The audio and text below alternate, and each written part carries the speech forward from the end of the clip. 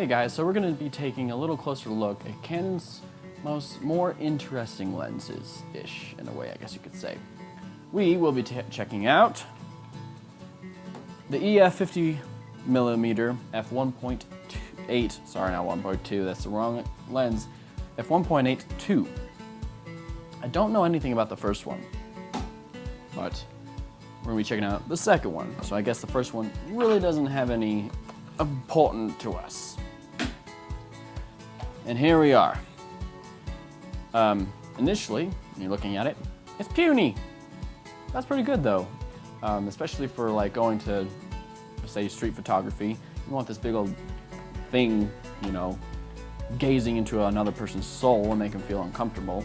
These run about for like 75 bucks-ish. I was being stupid and I went to Best Buy during Black Friday and it was like 110 bucks. I feel like an idiot, but initially looking at it, it's kind of like a whatever lens. You surely don't look like professional, you know, carrying this thing around.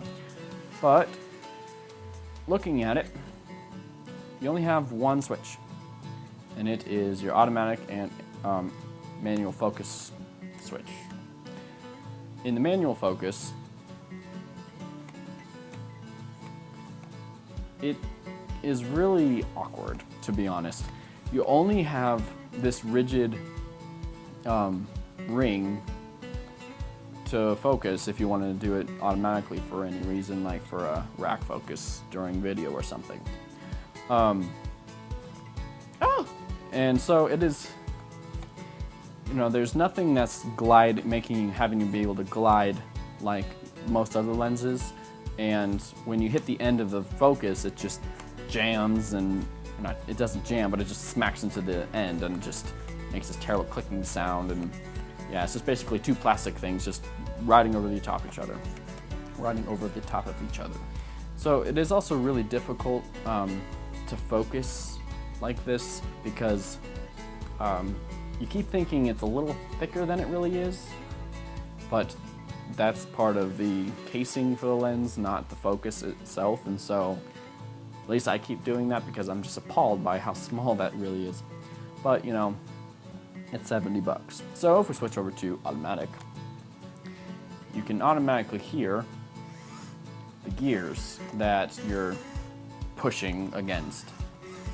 And that kind of bothers me just because it just seems like if I keep doing that really fast or often, I would actually destroy the gears and make the thing completely useless to a degree. You could switch over to manual, but I just don't like that sound, but I wouldn't suggest it. And opening this up, that's what it looks like. And it is a 52mm opening right here. So if you lose your cap or if you need, you know, extra things to stick on there, that's the width of that. In the back, it's completely plastic. There's no metal like most other nicer lenses have. But you know, 70 bucks. And so let's test out the focusing on this. So right now I'll be swagging on a T3. Anyways, and we'll try to figure out how to focus this without the lens cap on. And just kind of see what it, and sound, I don't know if you can hear it, but at least kind of see it.